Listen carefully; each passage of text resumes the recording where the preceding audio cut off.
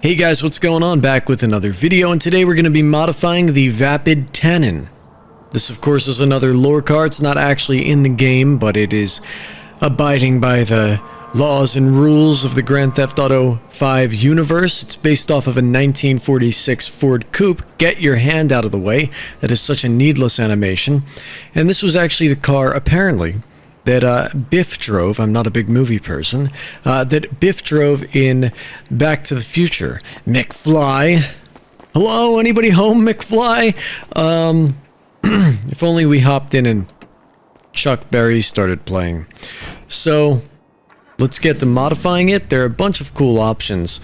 The only thing, it's not so much that I don't like on this mod, but has confused me greatly, is the handling is very strange.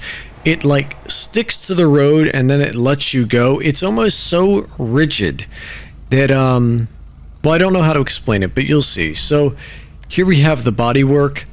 The wood does not look that bad, actually. The removal of trim, sure, I mean, but the trim doesn't look bad either. So we're going to take a look at the engine. As you can see, it has, according to Google, I don't know these cars too well, it has a V8 flathead. I imagine them selling you this in the dealership back in the 40s, you know.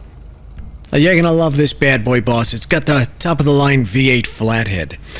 Look at that. I actually don't mind that classic air filter. The big round one. I know that these look maybe a little more sophisticated, but I'm gonna stick with the basic air filter. We can get rid of the badge, that's fine. It's just a tiny little badge. Really, can we remove? Why would I want to remove the rear plate? Wouldn't you want to remove the front plate? I don't know. The roof, I hate manure. Manure. Is that like a reference to Back to the Future? Probably is, that I just don't understand. If so, very creative on the author of this this mod. And the top on, it's not bad, but we're not going for elegant. We're going for a tough guy look. We want a hot rod. You know what? I'm gonna stick with the fog lights. They look alright. You know what? No, I'm not. I'm so sorry. I don't want the front plate. We're gonna go with that. The spotted front bumper. And the rear removed looks cool. Chrome nowadays does not look good on cars. It actually looks okay on these older vehicles, so I'm gonna stick with it. You know, you have to capitalize on what we're given. The time period. The lights, okay, sure. Definitely didn't have these back then. Gotta upgrade the brakes, the fenders. No, we're not gonna cover the wheels. If you can see here, I don't want to cover them. The grill. What is a clean grill? Yeah, the clean grill looks okay. Kind of looks like the front of a semi-truck you'd see of this era. Oh, the horn. This should be funny. I'll just go with that. We'll go with La. The livery. This will be fun. We're going to get right back to it, I promise you. The transmission. The turbo, definitely. Dude, a turbo car of this era would be just so cool. Okay, so I added the turbo, and now we are going to do the livery. But let's do a very basic kind of base color. Let's just go with white. For now, we can change it. I just want to have something to work with. The livery's probably not going to look good on that type of brown. So, first off, we have, where's the pin detail? I actually don't see it. I'm sorry. I think it would probably be underneath the trim right there. I bet that's probably what we're looking at. The Champ of Thunder Road. Come on, baby. Flaming hot. Number 46, Cabell. 46. That's pretty cool. Globe oil. The flames are just not for me. Let's go with Buff D's, number 98. Okay, number 98, pulling up to the starting line. And one last thing is, let's see what it looks like with the roof on. I just want to see. No, just looks terrible with the roof on. Okay, and do we need any different wheels? We could try to change some wheels. Okay, so here we have it, the finished product of the Vapid Tannen. Again, a 1946 Ford Coupe. I did remove the trim off the side, by the way, where the chrome would be. You couldn't see the Mighty Fine Shine logo there. It's definitely a cool looking car.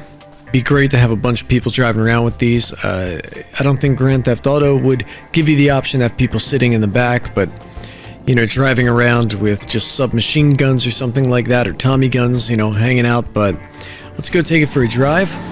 Let's see how fast it goes. We'll do a little 0 to 60, okay? Like out of the Outsiders, not the Outsiders, Stand By Me. 1, 2, 3. Lost some traction. Yeah, the 0 to 60 isn't bad. But here's what I was talking about with the handling.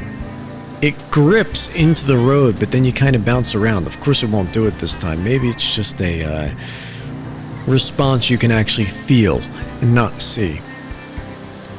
This up here kind of makes me think of, you know, living up in Beverly Hills in the early 40s and 50s. You know, this is exactly what you'd see. Well, not a hot rod like this, but this era of car. These little Fords. I love it. Good time of day as well. I just set it to this randomly. But yeah, it does handle well.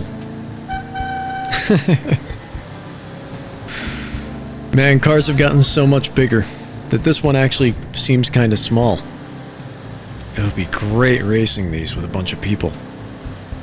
The only thing is with cars of this era is you almost feel as though they're kind of cartoonish with the interior, because the wheels and stuff are so giant and they don't have a lot of detail on them, and they're just, everything is so enormous or very simple. This could definitely be a really cool beach cruiser too. Wow, just turn right into me, fella. I think I kind of removed, you know, some of the seriousness of the car by having all of the decals on it. So in a minute, I'm actually going to remove them and see what it looks like if I was, well, I don't know how much these were when they first came out. It's some prestigious, wealthy Beverly Hills movie producer. Okay, so I decided to take off the livery to see what it would look like as a more serious vehicle. And it's funny because a car like this can possess so many different personalities. Like, I think it works quite well. You know, with all the racing stripes on it, you can imagine a bunch of kids in it driving each other off the road, or a bunch of gangsters and stuff. But then, when it's just this normal, kind of unremarkable purple color, parked outside of an incredibly expensive estate, it also fits in quite well there. Let's take a look at what the trunk looks like to see how many how much luggage we could fit in it. Can we open the trunk? Oh my goodness. Okay, so it's not terribly detailed, but you could fit a whole nother Ford in there. Or, sorry, Vapid. Now the hood, isn't that the funniest looking hood? There it is. And, I don't know what that would even be opening. The passenger door. Hop in, fella. We're going to the drive-in. Looks good. Really does fit in with, you know, this type of environment.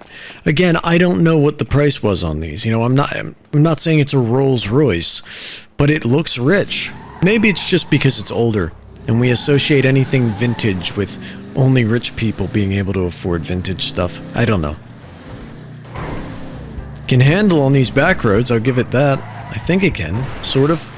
Okay, maybe a little. At least it's durable. Okay, you know what? So it doesn't handle well, but it is durable. Because it's built Ford tough. Okay, I have to do it. I'm so sorry. I have to do it. I'm sorry about it. Yeah, definitely built Ford tough. No, come on, man. I just got that bike. Alright, let's get some airtime here. Heading down the hill. I want to get huge air right off of this hill right here. Maybe not.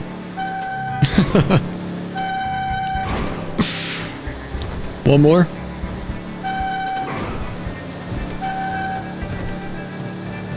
Unfortunately, it's actually rather planted. Isn't that a shame?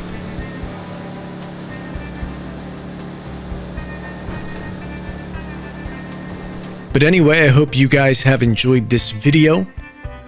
It's certainly an interesting car. I think that if it were to make its way online, people like hot rods, you know?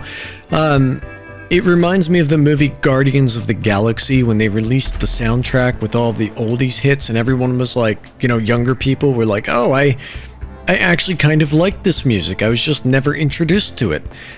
It would probably be the exact same way, just in an automotive sense, with vehicles like this. Yeah, oh, you know, I kind of like hot rods. You feel, this is a car that you just naturally feel cool in. It doesn't need to be fast. It doesn't need to be, you know, anything other than cool, because that's what it is. It's a shame we don't make them like this anymore, but then again, I have a feeling the crash test ratings aren't that good. Let's see. Looks like a boat, too. Does it function like one? No, it doesn't.